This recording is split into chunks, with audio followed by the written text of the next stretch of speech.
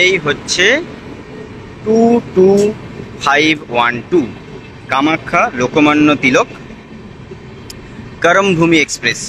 তো ট্রেনটা আগে দেখে নিন, ভালো করে ট্রেনটা আগে দেখে নিন, পুরোটা আমি দেখানোর চেষ্টা করব। পুরোটাই মানে বেশিরভাগটাই থার্ড এসি, জেনারেলও আছে কিন্তু বেশিরভাগটাই থার্ড এসি। এই হচ্ছে ডানকুনি জাংশনের 4 নম্বর প্ল্যাটফর্মে ঢুকলো কামাখ্যা লোকমান্য তিলক টার্মিনাস করমভূমি এক্সপ্রেস।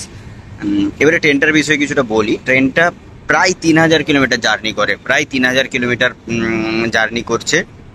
এবং কামাখ্যা থেকে ছেড়েছিল, মানে আসামের কামাখ্যা থেকে ছেড়েছে সন্ধে 6টার সময়। আর প্রায় 50 ঘন্টা সময় নিয়ে লোকমান্য তিলক টার্মিনাসে পৌঁছবে। তার মধ্যে একটা জিনিস যেটা আমি দেখলাম, এখানে আমাদের দাঁড়িয়েছে স্লিপার, ঠিক আছে, হ্যাঁ, এগুলো স্লিপার সব। তার মানে জেনারেল একটা দুটো বগি আছে পিছনে, ঠিক আছে। তবে যে জিনিসটা আমি দেখলাম সেটা হচ্ছে যে কিছুক্ষণ আগে আমি একটা কাভার করছিলাম, সেটা হচ্ছে যে আগরতলা এসএমবিটি হামসফর এক্সপ্রেস, ঠিক আছে। কিন্তু আগরতলা এসএমবিটি হামসফর এক্সপ্রেস প্রায় 1.5 ঘন্টার মতন, 1.5 ঘন্টা 1 ঘন্টা 45 মিনিট 50 মিনিট লেটে ছিল। কিন্তু এইটাও তো মোটামুটি 3000 কিলোমিটার জার্নি করছে, কিন্তু এইটা সুন্দর চলছে। এখন এই ডানকুনি জাংশনে ঢুকছে, মাত্র 30 মিনিট লেট আছে। এইটা ইজিলি কাভার করে নিতে পারবে। আরেকটা জিনিস সেটা হচ্ছে এইখান থেকে, যেমন এই যে ডানকুনি জাংশন দাঁড়ালো, এরপরে কিন্তু আর মিডিলে কোথাও দাঁড়াবে না, এরপরে একবারে সোজা গিয়ে দাঁড়াবে আমাদের খড়গপুর জাংশনে। খড়গপুর জাংশন মানে একটা লং টেনে দিতে পারবে ট্রেনটা নিজে থেকে, মানে একটা এই টাইমটাও ম্যাচ করিয়ে দিতে পারবে।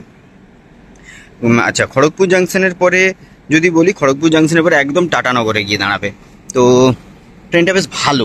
মানে যদি আমরা মানে Lokmanya Tilak in the sense Mumbai যাওয়ার চেষ্টা করি, তো তাহলে কিন্তু আমরা এই ট্রেনটাকে ব্যবহার করতে পারি ওয়েস্ট বেঙ্গল থেকে যাওয়ার জন্য। যেহেতু ডানকুনি জাংশনে দাঁড়ায়, ডানকুনি জাংশনে অনেক ট্রেনই এখন দাঁড়াচ্ছে, বেশ ভালো ভালো অনেক ট্রেন দাঁড়ায়। তো ডানকুনি জাংশন যাওয়ার জন্য, মানে ডানকুনি জাংশন থেকে আমরা এই ট্রেনটাকে খুব সুন্দরভাবে ব্যবহার করতে পারি লোকমান্য তিলক টার্মিনাস মুম্বাই যাওয়ার জন্য। আর মুম্বাই পৌঁছবে তৃতীয় দিনে 9:30টার সময়, মানে কামাখ্যা ছেড়েছে 6টার সময়। ধরুন আমি ধরছি কালকে সন্ধ্যে 6টায় কামাখ্যা ছেড়েছে, ঠিক আছে। আজকে ডানকুনি জাংশন পৌঁছে গেছে, কাল রাত্রিবেলা মুম্বাই জাংশনে পৌঁছবে, তো মানে লোকমান্য তিলক টার্মিনাসে পৌঁছবে। আর যেটা দেখছি ওভার ক্রাউডিংও নেই কিন্তু, মানে ধরুন আসাম থেকে আসছে ইন্টার স্টেট, যেহেতু ইন্টার স্টেট ট্রেন এগুলো, আসাম, তারপরে হ্যাঁ ত্রিপুরা, এখন ওয়েস্ট বেঙ্গলে প্রবেশ করেছে, এরপরে টাটানগর মানে ঝাড়খণ্ডে প্রবেশ করবে। তো যেহেতু ইন্টার স্টেট এগুলো, কিন্তু তাতেও মানে ইন্টার স্টেটে যেগুলো হয়, আমরা নর্মালি সাধারণত দেখি যে ইন্টার স্টেট ট্রেন মানে লংগেস্ট ট্রেন যেগুলো, মানে 50 ঘন্টার উপরে জার্নি যেগুলো, সেগুলো হলে কি হয়, একটা ওভার ক্রাউডিং থাকে, সেটা স্লিপারে হোক, স্লিপারেই বেশি থাকে। কিন্তু এইটার যে এইটার স্লিপারে কিন্তু সেরকম ওভার ক্রাউডিং দেখা যাচ্ছে না, কিন্তু স্লিপারের সংখ্যা কম আছে। এটা একটা স্লিপার, এর মিডিলে তো এটা প্যান্ট্রি আছে, তারপরে হয়তো একটা বা দুটো স্লিপার থাকবে, কিন্তু তাতে ওভার ক্রাউডিংয়ের যে বিষয়টা, সেটা কিন্তু আমাদের চোখে পড়ছে না। এটা একটা বিষয়। কিন্তু নর্মালি বিবেক এক্সপ্রেস যদি ধরি, আমি ডিব্রুগড় থেকে কন্যাকুমারী যে বিবেক এক্সপ্রেসে কিন্তু ওভার ক্রাউডিং বিষয়টা দেখতে পাওয়া যায়। মানে বিবেক এক্সপ্রেসও ডানকুনি জাংশনে দাঁড়ায়, সেটাতে কিন্তু ওভার ক্রাউডিং বিষয়টা দেখতে পাওয়া যায়। শুধু ওভার ক্রাউডিং নয়, বিবেক এক্সপ্রেস প্রায় সব দিনই মানে যেহেতু রেগুলার বেসিস যাতায়াত করে, সব দিন যাতায়াত করে, তাতে কিন্তু মিনিমাম 2 ঘন্টা থেকে 3 ঘন্টা একটা লেট থাকেই বিবেক এক্সপ্রেসে। মানে আমি এর আগে যতবার বিবেক এক্সপ্রেস কাভার করেছি ডানকুনি জাংশনে, সবসময় লেটে থাকে। কিন্তু আজকে আমি দুটো লংগেস্ট ট্রেন কাভার করলাম, একটা হচ্ছে আগরতলা এসএমবিটি বেঙ্গালুরু, আর এই কামাখ্যা লোকমান্য তিলক।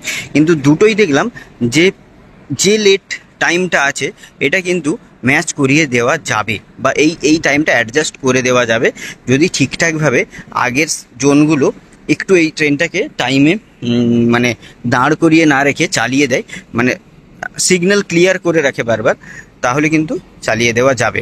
তো এই হচ্ছে লোকমান্য তিলক, মানে কামাখ্যা লোকমান্য তিলক ট্রেন, এই তার ভিউ।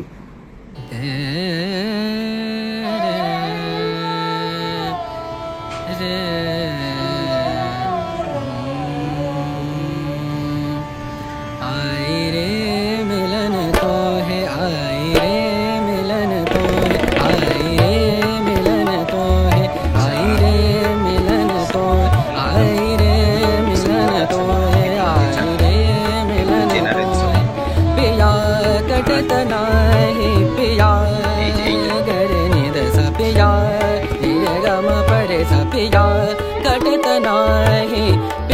घटत नाही